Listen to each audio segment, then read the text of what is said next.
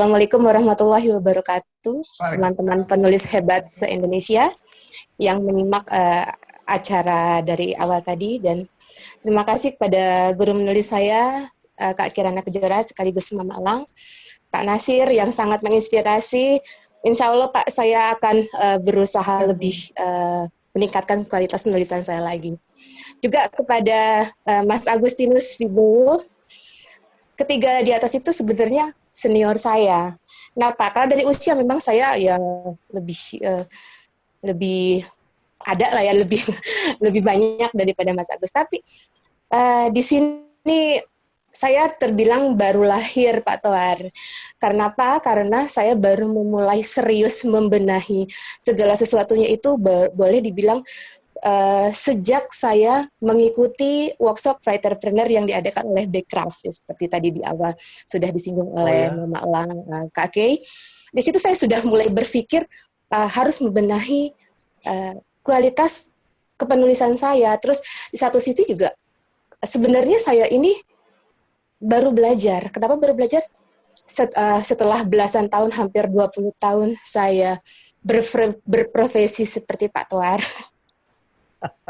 Saya ASN, saya mantan ASN yang stan ya. kalau oh iya betul Pak. Saya alumnus tahun 98. Saya awal setelah saya resign, cita-cita itu saya sebenarnya banyak. Saya ingin menjadi pebisnis, terus saya ingin mungkin mendirikan perusahaan dan lain sebagainya. Tapi begitu saya pikir-pikir, alasan utama saya resign itu sebenarnya untuk mendekatkan diri saya dengan anak-anak. Karena pada saat saya masih aktif sebagai ASN itu, yang notabene sebelum masuk ke kampus kedinasan, ya saya sebut aja STAN ya, itu kami sudah menandatangani satu kontrak kesepakatan kesediaan untuk ditempatkan di seluruh wilayah Indonesia. Jadi nggak bisa nolak, nggak bisa alasan dan lain sebagainya. Itu yang menyebabkan saya, suami dan anak-anak berada di kota yang berbeda. Nah, saya berpikir apa sih yang saya cari? Saya kan perempuan, tugas saya kan sebagai ibu yang paling utama, karena kalau saya ikut mencari uang dalam arti saya konsisten dengan status ASN, satu sisi batin saya akan menjerit, anak-anak saya gimana di rumah. Waktu itu saya titipkan dengan orang tua, Pak. Jadi pergolakan batin saya sendiri ditambah saat itu memang dari tahun 2003 aslinya saya sudah berusaha untuk resign. Cuma Allah menakdirkan terakhir kemarin itu SK saya turun tahun 2017 awal, setelah saya non-aktif dari kantor akhir 2016. Itu perjuangannya memang berat banget, Pak. Masuk susah, keluar susah ibaratnya. Masuk ke STAN susah, keluar dari Iyalah. kementeriannya pun susah sekali. Terus dari situ saya mencari informasi. Aku di rumah, tapi aku tipikal yang nggak bisa diem. Apa sih yang bisa aku lakukan? Saya kayak gitu, memang saya mencoba dari mulai ikut import, Pak. Waktu itu saya pernah ikut dengan komunitas teman-teman importer. Terus tapi kok tetap harus lebih banyak keluar meeting di luar rumah. Terus dengan kebetulan waktu itu masih membantu ipar saya jadi marketing di perusahaannya beliau. Saya berpikir kok tetap aja, apa bedanya saya yang dulu dengan yang sekarang. Dulu saya negeri, sekarang saya swasta, tetap aja saya harus meninggalkan anak-anak. Nah, akhirnya dari situ kegelisahan saya terjawab dengan untuk pertama kalinya teman online saya namanya Nirma dari Medan. Beliau itu ngajak saya, Vin, coba yuk kita ikut kelas nulis. Nah, gratis waktu itu. Tapi ternyata begitu saya kami tuh diprospek untuk masuk ke kelas tanpa hasil. Terus yang ibaratnya ini tuh untuk apa gitu, goalnya apa, nggak jelas. Dan itu berlangsung sampai dengan akhir 2018. Saya pun sendiri sudah malang melintang Pak, saya mencari mentor menulis, terus komunitas menulis, saya masuki satu persatu tapi nggak ada yang cocok. Kenapa? Karena mereka itu semuanya lebih fokus kepada penulisan. Sementara saya kan tipikal yang ingin tahu dari hulu ke hilirnya proses terbitnya satu buku itu seperti apa sih. Ini contohnya dari hasil dari kelas daring yang kami ampu. Kebetulan di sini mentornya dengan Kak Kay, Mama Elang, itu sebagai bukti saya berpikir bisnis tidak hanya sekedar bisnis, tapi harus ada unsur apa ya, ilmu, terus memanjangkan rezeki itu kan nggak hanya rupiah ya Pak, ada rezeki persahabatan, rezeki kesehatan, rezeki silaturahmi dan lain sebagainya, itu sangat luas. Dari situ saya sudah membuka mata. Setelah saya mengikuti workshop entrepreneur yang diadakan oleh Backcraft itu, saya sudah mulai gelisah. Masa sih saya harus nulis aja, sementara saya lepas tangan, tulisan saya akan boleh kata kasarnya diobrak-abrik oleh editor, terus nanti saya harus pasrah saja mengikuti kemauan penerbit harus begini dan begitu dengan alasan kelangsungan bisnis mereka. Saya tipikal yang idealis Pak Toar, jadi saya terus berpikir gimana sih cara agar saya bisa mengekspresikan diri saya dengan mengoptimalkan kemampuan yang ada. Akhirnya Oktober 2018 dengan modal nekat, next slide, Mas, maaf. Nah, dengan modal ini, niat, nekat, bismillah, saya mendirikan CV Binsar Hiras. Nekat di sini bukan karena saya merasa bisa, Pak Tuhar, teman-teman, bukan. Saat itu karena saya merasa kelelahan, saya belajar ke sana, kemari, hasilnya kok sia-sia, hasilnya nol, dan nggak jelas. Apa sih konsep setelah menulis itu apa? Bahkan hal kecil yang pernah saya terima yang paling berbekas di hati saya itu salah satu mentor Pak pada saat mereview tulisan saya, dia menyoretnya hanya karena saya menggunakan nama seorang penulis yang sudah ternama. Kenapa? Kenapa? Kamu akan mendompleng nama dia? Itu saya sampai sekarang masih saya ingat, Pak Tuhan. Kok begitu, sampai akhirnya saya berpikir kok bisa begitu di dunia ini, kan nama tokoh yang seperti saya gunakan itu kan banyak, nggak cuma si penulis senior itu aja yang dia maksud. Dari situ saya berpikir kok pikirannya nggak terbuka, tidak merangkul, dia juga tidak mendidik secara baik sebenarnya arah penulisan seperti apa, mengonsepnya hingga bagaimana, tujuan kita apa, itu sama sekali tidak diutarakan oleh dia. Dia hanya menyoret, hanya fokus ke ini kok tokohnya kayak gini gitu, tapi tidak mengutarakan alasannya sebenarnya alurmu harusnya begini gitu, nggak gitu. Karena saya merasa blank, ya sudah, akhirnya saya tinggalkan. Saya terus mencari dengan modal nekat saya mendirikan Binsar Hiras. Terus saya praktik Pak. Kalau penerbit lain, mungkin penerbit indie lain itu top down. Tapi kalau saya bottom up Pak. Terbalik deh. Iya ya. Bottom up. Karena saya benar-benar dari nol Pak. Saya nggak ngerti berproses penerbitan itu seperti apa. Saya nggak ngerti. Karena saya hanya ingin saya bisa. Jadi saya harus belajar. Belajar saya learning by doing. Kalaupun memang saya itu salah, pasti akan banyak yang protes, kasih masukan dan lain sebagainya, dan itu harus saya terima. Kenapa? Karena ini adalah rumah saya yang mendirikan, saya yang bebas sakit hati dan lain sebagainya. Jadi suka-suka saya berpikir seperti suka-suka saya dong. Mau kayak gimana? Yang penting saya berproses. Oke. Di situ juga berproses secara alami. Mental melebihi baja itu sangat penting, Pak. Nggak baperan. Jadi pada saat buku hasil karya kita, tulisan kita dikritik oleh orang, saya belajar di situ. Oh, ternyata kelemahannya di sini. Dan perlu teman-teman ketahui juga, teman-teman penulis semua, saya di sini merangkap editor. Jadi setelah saya menerima naskah atau naskah dari Setelah saya selesai menuliskan naskah, saya endapkan, saya mengedit sendiri, di situ akan terlihat, oh ternyata tulisan saya masih ngawur, alurnya belum belum oke. Terus yang seperti tadi Kak Kay sedikit Nggak ada buka disinggung oleh Kak sesi Kay, pertanyaan. itu terus akan dilihat ini buku sampah dungu. Oke, saya nggak masalah di situ. Kenapa? Karena memang niat saya belajar, terus bergerak, pantang menyerah. Dan satu hal lagi, saya merangkul dengan hati karena saya mewadahi teman-teman di komunitas Penasri Kandi. Itu awalnya itu.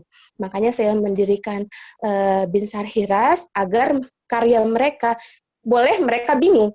Ini gue udah nulis, terus lempar kemana? Akhirnya saya bilang, ya sudah nggak apa-apa. Kita terbitkan bersama-sama, kita dandanin bareng-bareng, paling tidak buku ini dibaca dulu oleh orang-orang sekelilingmu.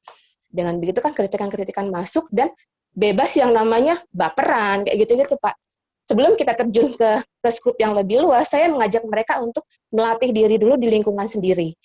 Jadi tidak langsung yang masuk apa sih berebutan ke mayor, dan saya tahu itu pasti kapasitasnya akan berbeda. Dari situ saya berusaha untuk ngajak, merangkul teman-teman semua untuk terus semangat. Yang penting adalah bergerak.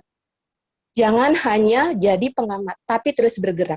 Kenapa? Karena seiring kita bergerak, kita akan berproses. Kita akan tahu kesalahan-kesalahan kita, mana yang harus diperbaiki, dan lain sebagainya. Oke, punten next slide berikutnya. Nah, ini dia Pak Kelar dan teman-teman. Ini buku-buku yang gagal, cover yang gagal dan super jelek. Kenapa? Saya akui itu dengan bangga, saya ngakui itu karena saya berproses dari nol. Itu semua, itu nggak boleh dibilang itu tidak bernilai jual Pak. Kenapa? Karena ada beberapa unsur yang tidak memenuhi persyaratan. Pertama dari sisi filosofinya nggak dapat Pak, yang dia itu berantakan, belum tertata, terus juga tidak ada calon pembaca itu akan bingung, ini isi bukunya apa, karena tidak ada tagline di situ, blurb-nya pun belum tertata, bahkan melihat dari apa kesan pertamanya itu, saya pribadi sekarang setelah 1 tahun ini saya ketawa sendiri Pak Tohar dan teman-teman. Iya ya, kok dulu kenapa bisa bikin cover kayak gitu? Apa yang saya pikirkan? Sekarang saya sudah, iya ya. Tapi kalau tanpa cover-cover ini ada, saya tidak akan tahu mana yang lebih baik dan mana yang harus dibenahi. Maaf, next slide. Dari mulai buku-buku tak berkonsep dan modal nekat itu, akhirnya saya mengajak teman-teman untuk mengadakan nulis keroyokan, atau boleh dibilang sekarang sebetulnya antologi bersama berisi cerpen dari teman-teman di baik komunitas Penasri Kandi maupun teman-teman umumnya. Dan ini gratis Pak Tohar dan teman-teman ya. Ini gratis. Karena misi saya adalah mengajak para penulis pemula untuk membiasakan diri menulis dulu, tanpa perlu rasa takut, tanpa perlu memikirkan alur dan sebagainya. Nah, dengan di grup WA itu kita akan membahas sedikit-sedikit, kita akan mengulas tulisan si A, si B, si C, yang kurangnya di mana, termasuk dari sisi dialognya, terus apa plausibilitasnya, dan goalnya itu kemana, itu harus sudah jelas. Makanya di situ untuk menyemangati saya sekarang ini membuatkan covernya dulu. Ini loh cover buku kalian. Jangan mau kalah keren sama covernya. Jadi tulisan kalian harus sudah dibenahi dan diperbaiki perlahan. Ini masih berlangsung sampai sekarang untuk proyek-proyek nulis keroyokan dan gratis. Tapi saya sudah bertekad untuk menularkan virus writerpreneur, Pak. Kenapa? Seperti yang di awal sudah disinggung oleh guru saya, Kirana Kejora, writer yang bukan sekedar writer, tapi writer yang berkonsep.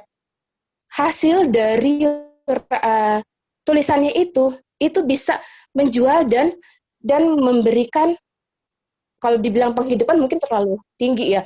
Paling tidak membantu sisi finansial penulisnya. Oleh karena itu, untuk yang kategori kayak emak-emak itu sebenarnya rata-ratanya emak-emak di sini Pak.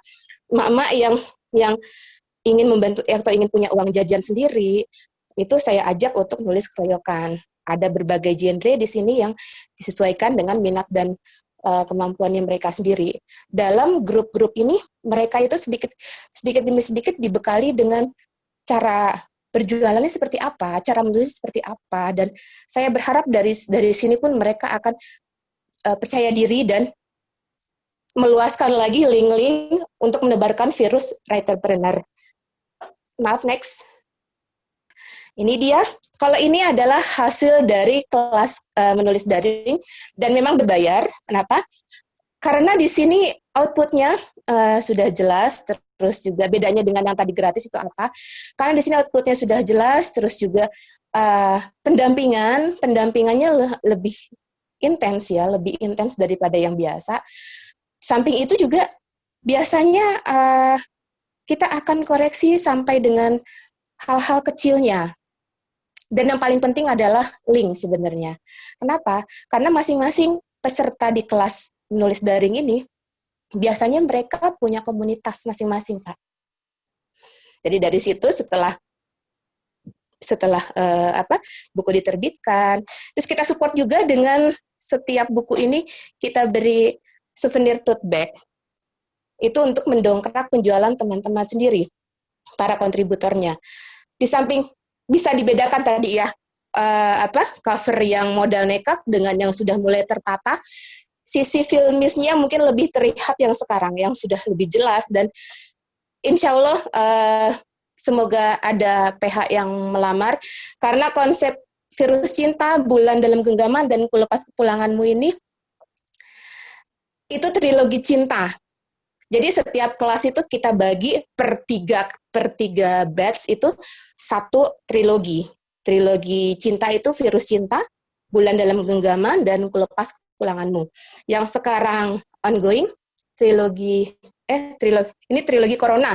Trilogi cinta yang sekarang ongoing itu cinta batch 1 lagi proses, batch 2 lagi berlangsung dan coming soon.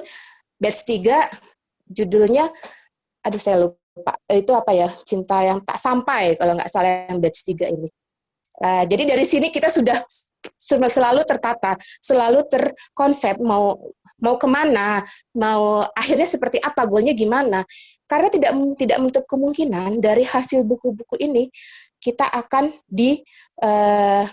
apa tadi Kak Kay bilang, karya kita akan dilamar oleh PH. Bagus, mau nggak? Sekalipun itu antologi cerpen, nggak masalah. Kenapa? Karena sekarang kan musimnya web series ya teman-teman ya. Nah, optimis itu perlu, dan terus menjaga semangat. Kenapa? Karena setiap apa yang kita tuliskan itu sudah pasti berdasarkan riset. Datanya sudah jelas. Jadi tidak asal menulis, tidak ngawur, dan konsepnya pun acak-acakan. Terus ini yang Perjalanan Biru adalah trilogi juga, Pak. Trilogi Perjalanan Biru, Perjalanan Ungu, dan Perjalanan Hijau. Insya Allah sedang berlangsung juga Perjalanan Ungu yang kedua. Mas, next. Ini. Bintang Hiras, alhamdulillah bisa bersinergi untuk menerbitkan buku-buku hasil workshopnya Perpustakaan Bung Karno, yang penggarapannya super kilat, hanya 1 minggu kalau nggak salah waktu itu, dan saya selaku editor maupun pengonsep layoutnya di situ super kerja kerasnya, bener-bener kita begadang sampai saya sama desain cover saya setiap saat harus standby. Gimana ini sudah ini ya, karena insya Allah besok di launching, kabarnya besok akan di launching, dan bismillah semoga lancar. Ini adalah 2 buku yang cukup membanggakan karena memberikan amanah yang besar pada kami menerbitkan buku-buku hasil workshopnya Perpustakaan Bung Karno yang isinya yang isinya itu seputar travel note perjalanan Bung Karno, perjalanan hidup Bung Karno, kisah hidup beliau dan lain sebagainya. Dan saya jadi belajar juga. Itu yang seperti niat saya di awal. Saya di sini learning by doing. Dari setiap naskah saya pelajari bagaimana sih tujuan si penulis maksudnya, terus juga hikmahnya seperti apa. Pun demikian pada saat saya menyunting naskah hasil workshop perpustakaan Bung Karno ini, saya jadi mengenal siapa Bapak proklamator kita yang selama ini hanya melihat dari sisi luarnya saja. Begitu saat saya menyunting, saya merasa lebih dekat, saya merasa mengenal beliau gitu. Semakin kagum saya, apalagi mendekati 17 Agustus ya, insya Allah lebih bangga saya. Bismillah, semoga lancar besok launching di perpustakaan Bung Karno-nya. Berikutnya, next Mas, maaf, slide berikutnya. Nah, ini sejak selesai dari workshop Writerpreneur Accelerate yang diadakan oleh Bekraf, pada saat launching komunitas Elang Tempur di perpustakaan, di Perpusnas, itu saya berkenalan dengan pada saat IIBF, Indonesia International Book Fair, kami berkenalan dengan salah seorang yang bagian ngurus marketing ya, marketing sih, staff yang bagian ngurusin cari buku di Library of Congress, Kedutaan Besar Amerika, yaitu Bu Ade. Sejak itu Bu Ade intens berkomunikasi dengan saya dan beliau menyatakan kesediaannya untuk bersinergi dengan Binsar Hiras. Kenapa? Karena di situ dia melihat kok buku-buku yang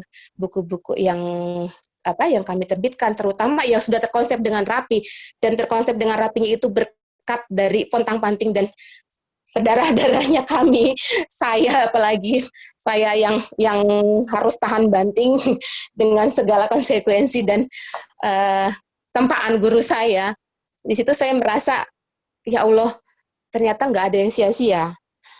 Hasil pasti akan seimbang dengan prosesnya. Di situ saya mulai, semoga apa yang saya usahakan bisa bermanfaat dengan teman-teman, sampai saya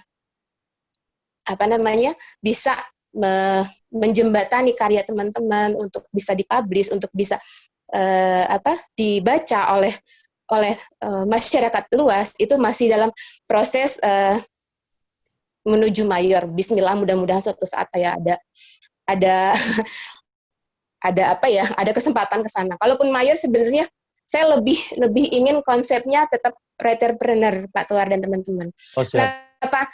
Karena apa sih bedanya? Itu tadi dari awal, kita balik lagi ke awal. Writer dengan writerpreneur itu jelas beda. Writer setelah menulis dia menyerahkan begitu saja. Sementara writerpreneur itu harus mengonsep dari awal. Sebelum dia menulis, dia akan menulis apa yang akan dia tulis, goalnya itu menjadi apa, rentang saya izin pamit dulu, Pak ya. Terus sampai dengan ini peluang kira-kira, iya Pak. Waktunya ya. Ya satu lagi Pak,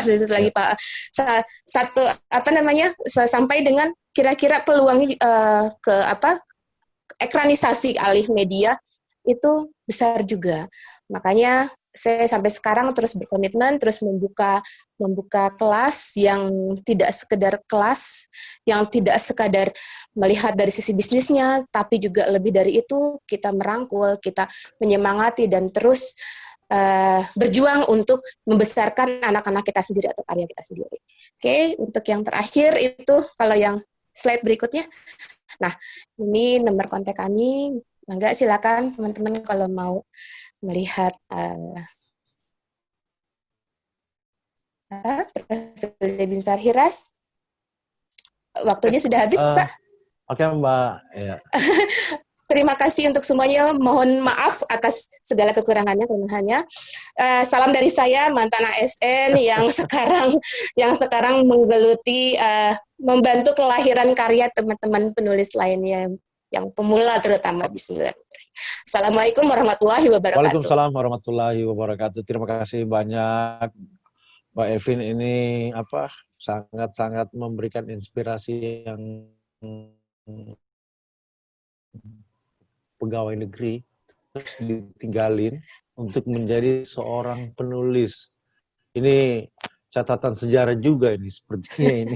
Ya kan, gara-gara mau ngikutin entrepreneurnya Bu Kirana, ya kan. Wah, ini inspirasi yang luar biasa nih. Oke, kita beri aplaus lagi buat Mbak Evin Tobing yang sudah memaparkan.